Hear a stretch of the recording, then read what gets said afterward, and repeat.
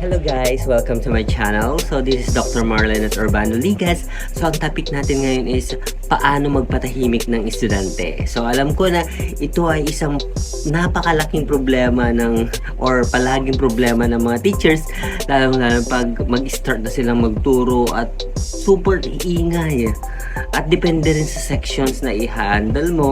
May mga sections na okay naman sila, pero mga extreme na sections nandoon, makikita mo talaga na ang ingay is andoon, at kung maingay sila is affected yung teaching mo. So tuturuan ko kayo kung paano or ano yung gagawin ng isang teacher para sa ganun is mapatahimik ang mga maingay na estudyante. Watch and learn. Una, so ito'y tunog ng ahas na ginagamit doon sa isang classroom. Ginagamit ng isang teacher ang tunog ahas na ito para sa minimal lang or hindi masyadong maingay, pero may pagkalakas na ingay ng mga estudyante. So pag ikaw ay nagtuturo tapos may mga maingay sa likod at na-interrupt yung pagtuturo mo, ang sasabihin mo lang is, ang gagawin mo lang is shh. So automatic yan na mag-i-stop yung mga maingay sa likod, yung mga busy sa kanilang ginagawa, at hindi nila alam na being a teacher is naka-apekto rin naman sa pagtuturo natin.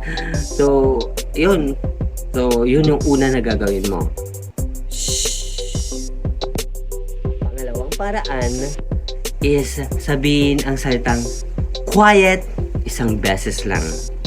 Okay, isang beses mo sabihin yung quiet, dahil nakikita mo na palakas na ang ingay. Lalong-lalo na kung ang topic mo is katatawanan, pero alam mo na exage na yung mga students mo na tumatawa na sila ng sobra-sobra na, or kung hindi naman ganun is hindi naman nakakatawa, talagang maingay sila tapos sobra-sobra na yung ingay. So ang sabihin mo lang quiet isang beses lang, dahil hindi mo na kokontrol na yung ingay at hindi rin effective yung tunog ahas na ginawa mo. So sabihin mo quiet please, yun, isang beses lang. Pangatlong paraan is dagdagan ng isa pang quiet. Kung hindi kaya yung isang quiet na word, dagdagan ulit ng isang quiet at mayroong noong. Ganun mo. So, quiet class. May ganun na. Para sa ganun is talagang mafe-feel nila talaga na parang kailangan na silang tumigil sa pinaggagawa nila. Kailangan na silang mag-stop sa sobrang tawanan sa likod or mga ingay na hindi na talaga nakokontrol, or hindi mo na mai-continue pagle-lecture mo dahil sa masyado na silang maingay at talagang hindi mo na sila makontrol, as in na wala na, parang dire-diretso na yung pagtawa nila, pwede namang kontrolin. So ang gagawin mo pangatlo is dagdagan mo yung quiet ng isa pang quiet, tapos with no, dapat nakaganyan. Quiet please. Parang hindi ko naman alam kung magalit. Okay. Next, pang-apat na way is dahil sobra na yung ingay nila, hindi mo na talaga makontrol, as in super elevated na yung voice nila at parang feeling nila is walang teacher sa harap. So ang gagawin mo, isigaw mo yung section nila with ilabas mo yung energy mo na may talagang mayroon mararamdaman na nila na nagagalit ka na. Kagaya ng ganito: Ferreira, what are you doing?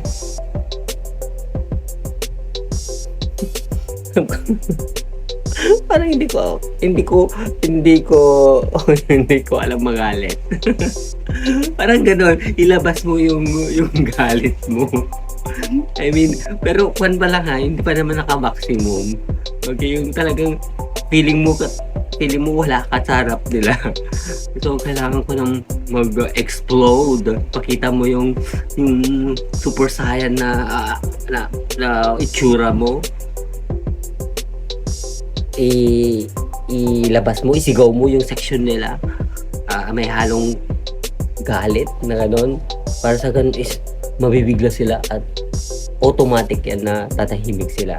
Kasi parang first time nila makita na yung simple-simpleng katulad mo or yung palatawa na teacher na katulad mo is talagang nagalit siya. Nag-super saiyan siya.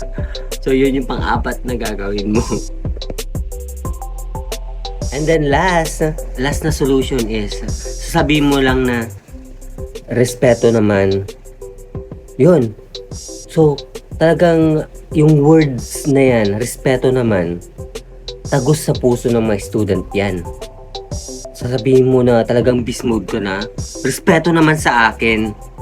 Hindi ako nag-aral ng ilang taon para bastusin nyo. Hindi ako nag-aral ng naging doktor, naging ganyan para bastusin nyo ng ganito. So, lalabas yung drama-drama mo, eksena mo, sasabihin mo na idadamay mo yung mga grades nila, yung mga scores nila. So, kahit dahil sa pagkabismod mo, lalabas na talaga yung hinanakit mo, yung sama ng loob sa kanila. Kayo, porket nakikita nyo na ako na nagpapatawa lang ako. Yung may, kasi na nagre-red na yung pagmumukha mo. Porket nagpapatawa na ako sa inyo, binabastos nyo na ako, wala na kayong respeto sa akin. Porket body nyo ako, porket hindi mabait ako sa inyo, ginaganyan nyo na ako. Respeto nyo naman, pag nagsasalita ako dito sa harap nyo, dapat magsitigil kayo, makinig kayo. Hindi yung ganyan, sabay-sabay kayong magtatawanan, magkipagchismisan dyan.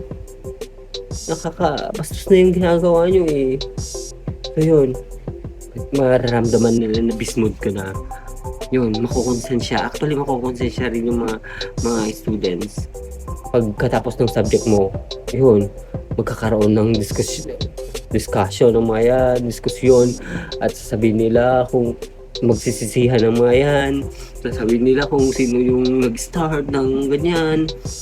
Tapos may magdradrama yan, may iiyak din na iiyak na yung presidente, ganoon.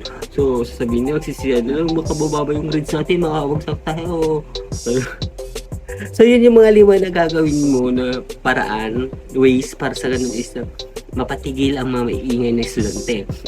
Alam nyo kasi, napakahirap mag-handle ng mga students, lalo sa mga lower sections or yung mga extreme na sections. Talagang hirap talaga. So parang ilalaan mo yung 15 to 30 minutes para i-manage yung classroom mo. Ipakalmahin sila bago ka mag-start ng lesson mo. So parang nakukulangan ka na ng time para sa para gawin mo yung teaching process. So isang factor 'yan para kung bakit na-interrupt yung parang focus mo on relaying knowledge and information to your students. So alam ko na you are a hero, you're a teacher, kayang-kaya mong gawin yan, kayang-kaya natin i-solve yung mga problems sa loob ng classroom, tiwala lang tayo sa sarili natin. So with that, I salute you all teachers na talagang nagbibigay ng talagang pag-unawa sa mga students. So ganyan talagang role natin, we have to embrace it, we have to accept it that sometimes hindi natin makontrol yung mga students natin. Okay, bye. Thank you very much for watching and listening. Please don't forget to subscribe in my channel and then click the notification bell for more updates. Bye.